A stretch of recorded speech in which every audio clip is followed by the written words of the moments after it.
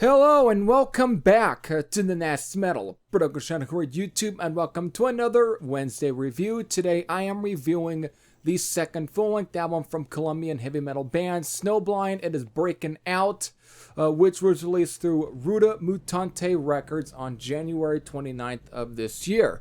So, Snowblind, yes, they are from Colombia, and they are based out of, let me see if I can pronounce all this correctly since I got Metal Archives up. So, they are based out of Medellin, Antioquia. Hope I pronounced that. That's the best way I can pronounce this with my broken fucking thing, whatever. So, Colombia, and they were formed all the way in 2015, and they released their debut full-length album in 2017, and it was titled Riding High.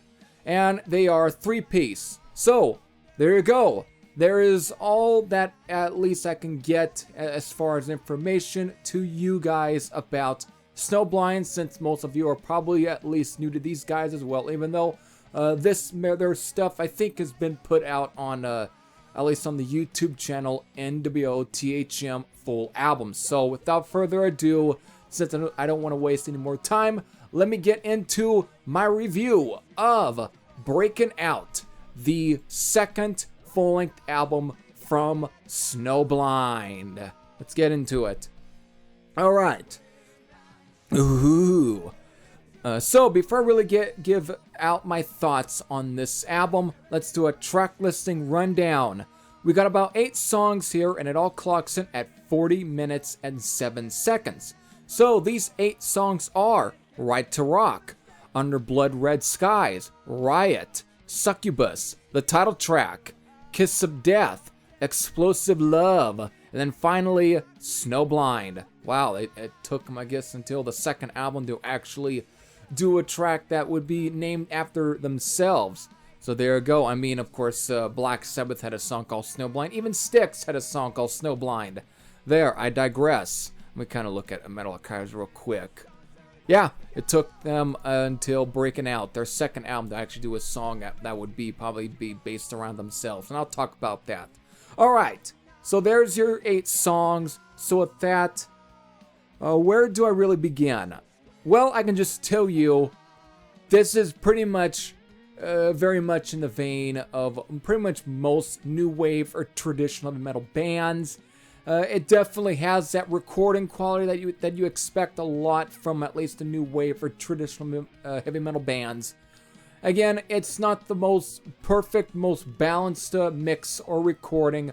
It does have a raw feel, but again, it is still, it's one of the main reasons why I think a lot of those new wave or traditional heavy metal albums have that charm, is because of it's supposed to sound like a throwback to, well, the fucking 1980s.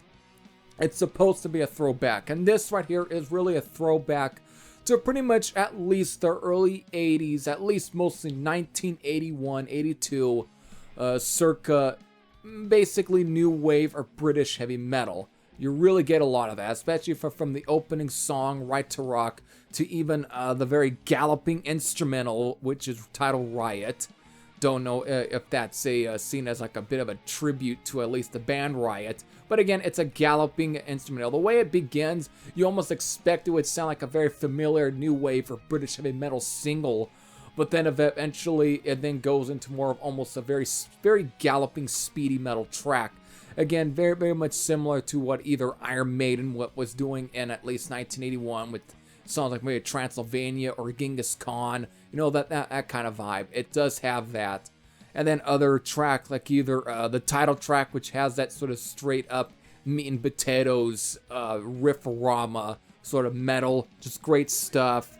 But I think one of the biggest highlights for me that really kind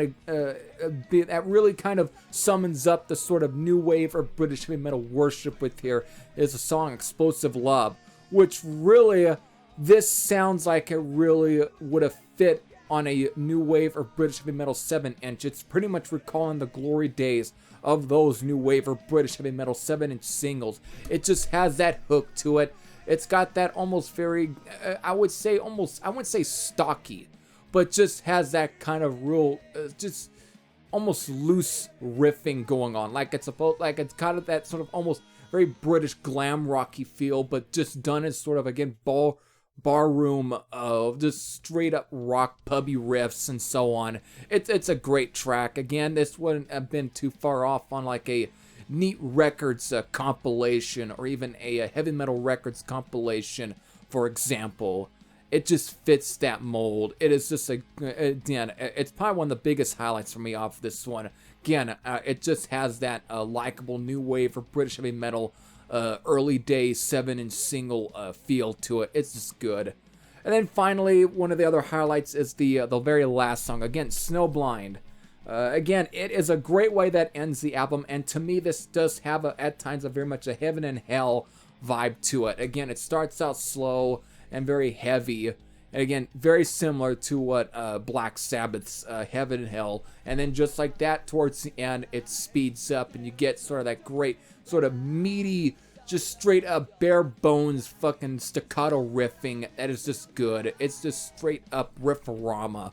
Fucking great. So I really can't say anything bad about here. And again, the vocals here are, again, it's really much stays in line with a lot of the new wave of British heavy metal stuff, or new wave of traditional heavy metal stuff, where it's all about, again, very melodic vocals. Again, it may not be, you know, the greatest of just awe-inspiring melodic vocals, but that was, again, it stays in line with the new wave for British heavy metal stuff, because of a lot of those singers definitely tried to sing, but they weren't really very well talented singers, but they definitely could keep in a key to at least to hold those songs. And that's the same thing here. So again, it's great stuff, but not it's not spectacular material here, but that's not really the point. The point is, this is just stuff that really gets you pumped up, and I think that this is a solid enough second album for them. I may have to check out their first album and see how that is, and see where they progressed before.